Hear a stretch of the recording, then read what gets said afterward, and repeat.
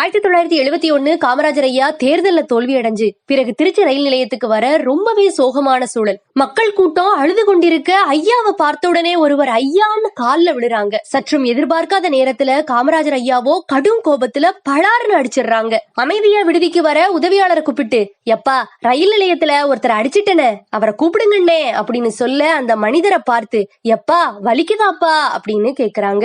சட்டையை விலக்கி பார்க்க சிவந்திருந்ததை பார்த்து துடிதுடித்து போய், ஐயோ இப்படியா ஒன்னு அடிச்சிட்டேன், என்ன மன்னிச்சிருப்பா அப்படின்னு கண்கலங்க அந்த மனிதரோ, ஐயா அதெல்லாம் ஒண்ணுமில்லையா அப்படின்னு சொல்றாங்க. தப்பா நினைச்சுக்காதப்பா, நாங்க சுதந்திரத்துக்காக எதுக்கு போராடணும், யாரும் அடிமையா இருக்க கூடாது, யாரு காலடியிலையும் இருக்க கூடாதுன்னு தானே. அப்படி போராடன என் கால்ல விழுந்தா என்னப்பா அர்த்தம், நான் என்ன எஜமானா, நீ அடிமையா சொல்லு, இந்த செயலுக்கு தான்ப்பா அடிச்சேன், ஆனா தெரியாம பண்ணிட்டேன், கோச்சுக்காதப்பா மன்னிச்சிருப்பா அப்படின்னு சொல்ல இந்த மனிதரையா தோற்கடிச்சோன்னு தாரை தாரையா கண்ணீர் வடிச்சாங்க.